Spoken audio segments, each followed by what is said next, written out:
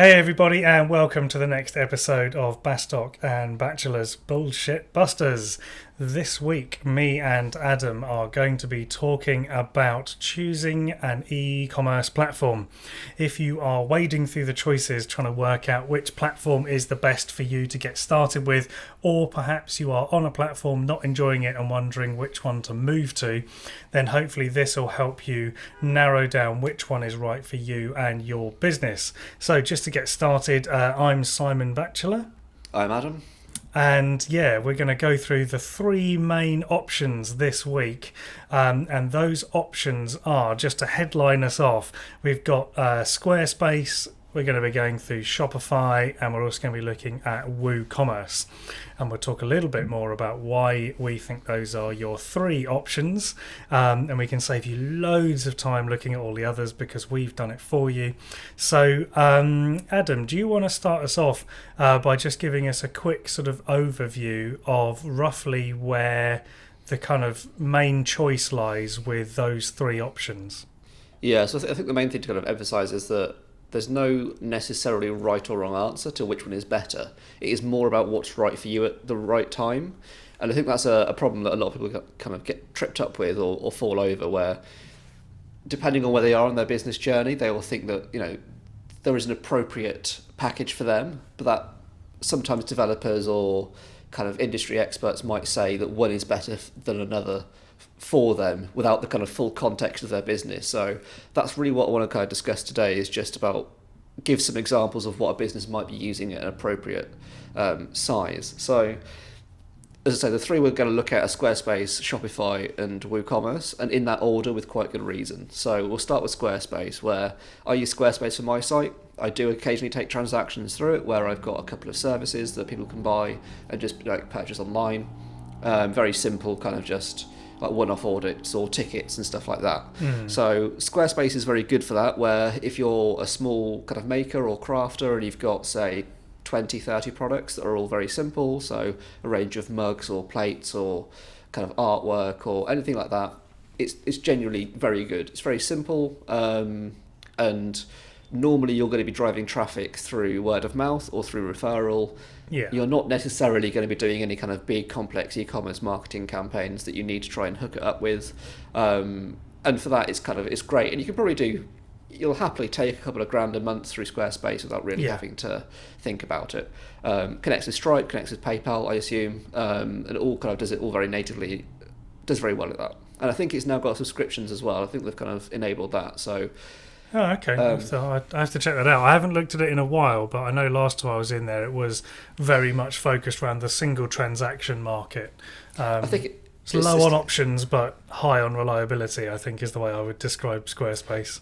Absolutely. And I think it's very good at that kind of simplicity, and that even the subscription thing I think is very simple. Where I've got this one thing I want to send out once a month, and that's kind of it. You can't do any user management or anything more than that, other than I've got this pack of coffee, I'd like to send 10 of them to 10 different people every month, and then it will do that. But anything more complex than that, it kind of falls over a little bit. So I think if you're on Squarespace, it's a great place to start out if you're just kind of experimenting with online, and it's that whole MVP of kind of minimum viable product, where you want something to test the waters and just kind of get your feet get on your feet with e-commerce. Get your feet wet, both work, but weird.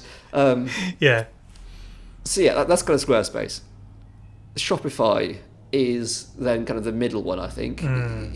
It's a step up from Squarespace, where you can do more complex stuff, and you're going to need a bigger product range. So I'm not sure about what you've kind of seen in the average kind of product volume, but I'd say anything from kind of 50 to 500, 1,000 products or so is kind of Shopify will quite happily handle.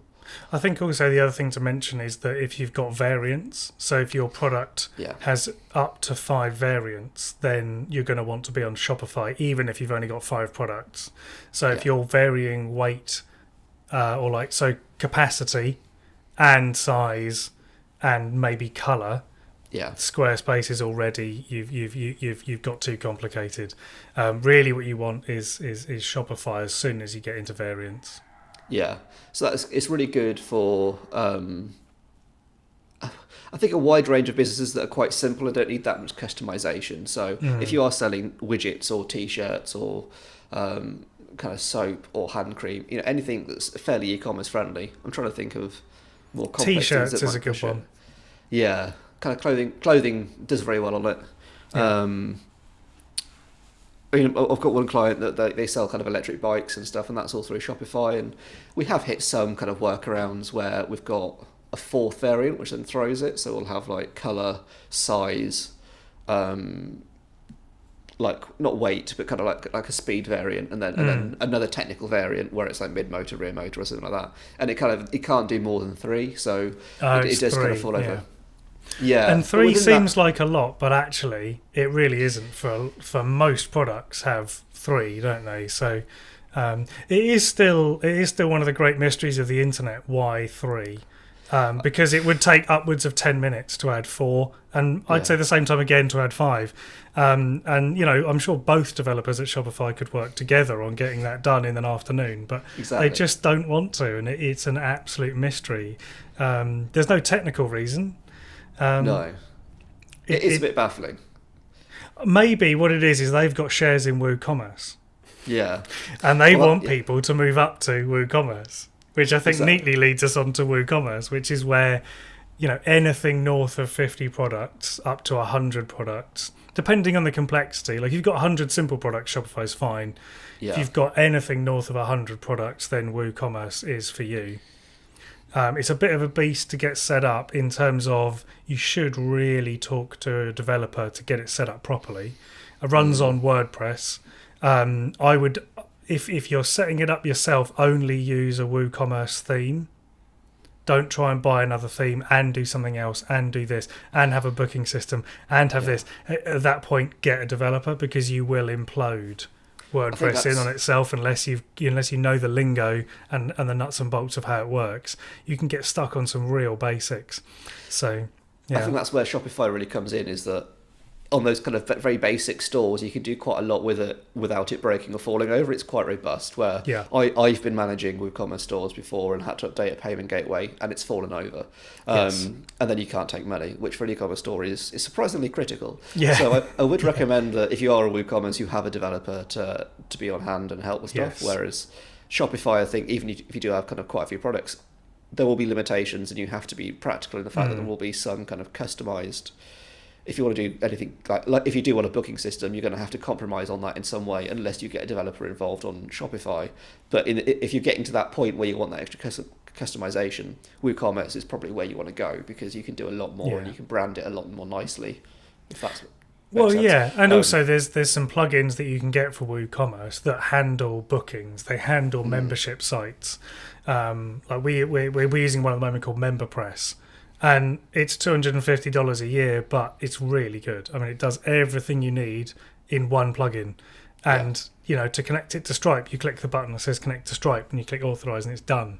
You don't need a developer for that, but you do need to spend some time working out your business model, how you're going to restrict the pages, what you get, how you deliver it. It does take some thought, and that technical, I guess, understanding of how a website actually works, what the user journey looks like. And not everybody has the time or kind of inclination to figure that out. And that is where something like Shopify is good, because you can't change that user journey. It's all predefined.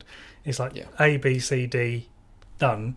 Whereas WooCommerce, it's like, well, we're not going to tell you how it works. You tell us how it works. And I think that can be a surprise to some people, especially when they buy a theme, because they buy a fancy hotel booking theme, and it all looks like it's going to work, and you download it, install it, and you're like, well, why doesn't it just work? It's like, well, because you have to build everything behind that theme, link it up to everything, make it all work. If you want that off-the-shelf functionality, then WooCommerce is not for you. But I would say if you're taking $5-6 grand a month plus, then you should be looking to spend £10,000 to £15,000 on a developer to get a really good solid site set up, and that will last you for ages. Yeah, I think that's really good. It ties it nicely with the reason why we're saying Squarespace, Shopify, WooCommerce is it is that level of maturity of your business more than anything else. It's not really about the technical need, because all of them, well, not all of them, but Shopify and Shopify and WooCommerce can kind of be bent to your will within some level technically.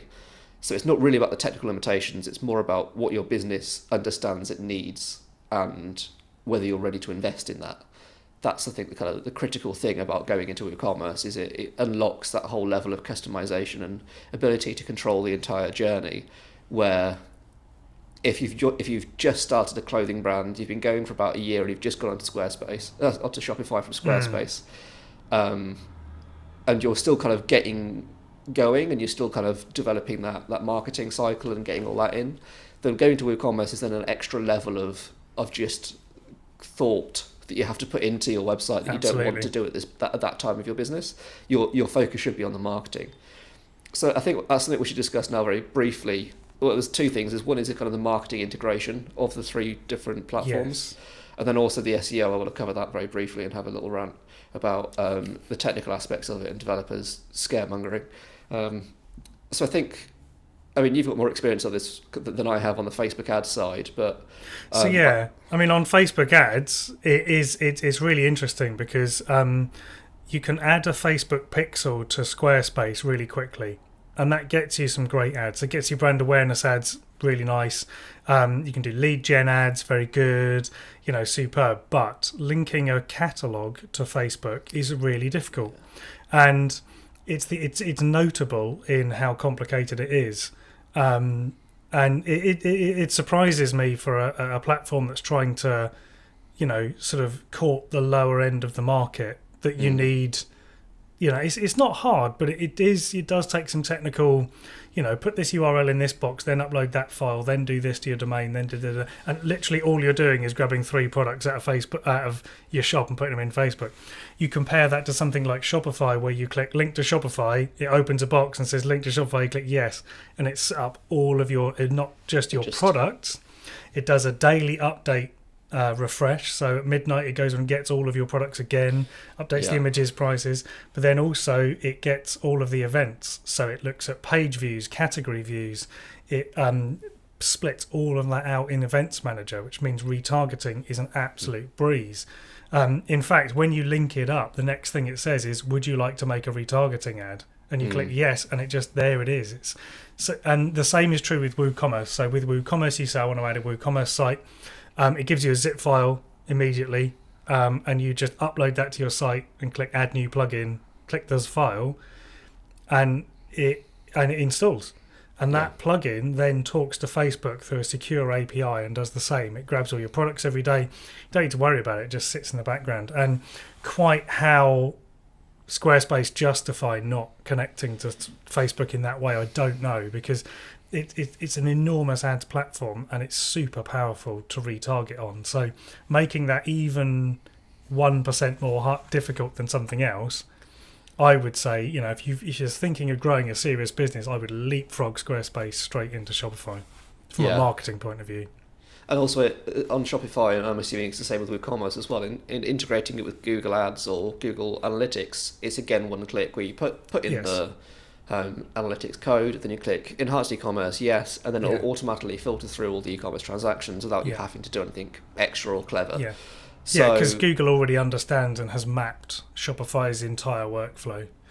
And that's, it takes a little bit of steering on WooCommerce. Yeah. The other thing I would say is you need to not use last click attribution if you're using Google Ads and advanced e-commerce tracking. That might not mean anything to some people listening, but those who are running Google Ads, on your analytics, make sure you're not using last click attribution, but the other one, which escaped me. Is it position-based? Position-based. So use position-based, not last click, to make sure you're getting the most accurate data in analytics. Yeah, so that just means that if someone clicks on the ad on the 1st of June, but then converts on the 31st of June on an ad as well, it will attribute that value to both data points rather than just the last one. Right. Yes, that's the one. As a very brief description of that. So I think that brings us nicely onto the Shopify kind of SEO questions as well. So I think the benefit of Shopify and its simplicity and its kind of lockdownness and the fact that you can't change it that much, it means that Google can understand every single shop as the same format. within reason. So it means that the kind of the URL structure is the same. It means that the kind of the cart is the same. So it means that all the events are the same as well, and all that information kind of can be quite easily read and tied into analytics or into Facebook without having to do any customization. Whereas with WooCommerce, you might be able to kind of mess around with it a little bit more, and it's never going to be quite that seamless. Yeah. And Squarespace, you just can't do it. So in that kind of leveling, it's quite accurate. Which then brings us on to the SEO argument, where people, because of that lack of customization, people say that you can't rank Shopify sites, which is bullshit. It is nonsense.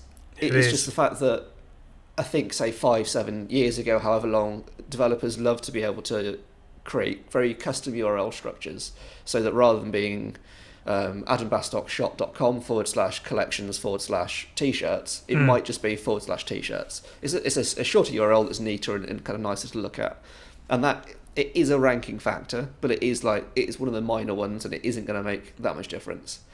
The beauty of Shopify, and the reason why I think it's possibly the best for SEO, depending on your circumstance, is that you can focus all of your time on making sure that your content is great.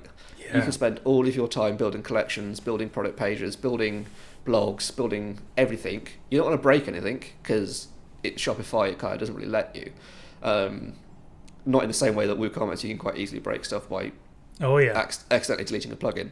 So you can spend all of your time focused on making sure that your content is the best. And I think for a lot of business owners who necessarily they haven't yet hired a consultant to advise them, or they haven't yet hired like anyone in-house to kind of look at that content, it frees up, say, 5 hours a week for them to, rather than spend that trying to fix a Stripe integration on WooCommerce, they can spend it on improving their homepage and improving their catalogs and just building out a more pleasant user experience, which is going to have a far bigger ranking factor within Google than whether the URL is as tidy as it could be. That's not to say that, and also Squarespace, I kind of argue the same as well, in the you can still do a lot with Squarespace and rank it well for SEO as long as you're investing in the content and the time, and it means that you don't have to faff around too much, because you can't really do much with it, so there's nothing you can really break. So that's that kind of, the stability does have its benefits there. Yeah. But that brings us onto the WooCommerce, and why that is also great for SEO is because of that flexibility. As long as you're a business that then knows what you're doing and you've got that infrastructure of developers and experts in place, you can then do far more complex or more technically challenging things, such as page speed optimizations, or such as sitemap structures and internal linking automation, or whatever you want to go to town on. Robots.txt, it gives you control over that stuff. I'd say for 99% of people that are listening to this podcast, anything like that you probably don't need to worry about. Their biggest issue is the website just not being good enough quality in terms of the content, and just needing a bit more investment and a bit more like, don't worry about the technical side of it, just make sure you've got your products in the right collections that people are actually searching for, and understand what people are searching for. So I'd completely agree with that. I think ultimately, I would say that there are a lot of other offers out there. There's like GoDaddy, Shop Builder, One-on-One Website Builder, LCN Build. They're all universally awful. The only one that I would say, I mean, if you're really pushed, you might try Wix, but it's really bad. I mean, if you think how much they've spent on marketing for Wix, if they'd have spent half of their marketing budget on developing Wix into a good platform, they wouldn't need those ads. There's a reason they need to pay those celebrities to pretend to click and make websites, and it's because actually the platform's really bad. So they're masking a bad product with marketing. So if you're on Wix, your next to do is to move to Shopify. I wouldn't spend any more time or money with them. It's an awful platform, and there's just it's not focused around running a website, or it doesn't really do it. It just does everything badly as far as I can see. It looks quite nice. That's where the benefit ends of Wix. It's quite easy to make a fairly good looking site on Wix, but beyond that, it's not actually that great. So I would say, sort of in summary, we're looking at, if you've got a few products to sell and maybe you're already on Squarespace, and you don't need too much complexity, then just stick with Squarespace, jump on, try it, grow your business. As Adam says, focus on getting the marketing and the content great. And then once you build up a little bit more, you need a bit more complexity. Maybe you're trying to add more complicated shipping or different subscriptions, that kind of thing. Then Shopify, maybe move to that. But ultimately, then you're going to outgrow Shopify. Hopefully, that's the aim for, I think, every e-commerce business, is to get to the point where actually you've outgrown that. You need to go and see, a specialist who's going to help you, find the right fit with WooCommerce. And then at that point, you can really start to look at the technical details of how you can make the website fit around your business rather than fitting your business around the website. That's a really good way of looking at it, I think. Because I think, WooCommerce is great, and I don't want to kind of bash on it too hard, but it's just that you need to be ready for it, and your business needs to be in the right position for it. And I think that you can go a lot further with Shopify than people might think before you have to start leaping with it. And once you've got that amount of money coming in, you're like, oh, we really need to have that customization of product that we can then order, because we're doing this like £10,000 marketing campaign just for this one product.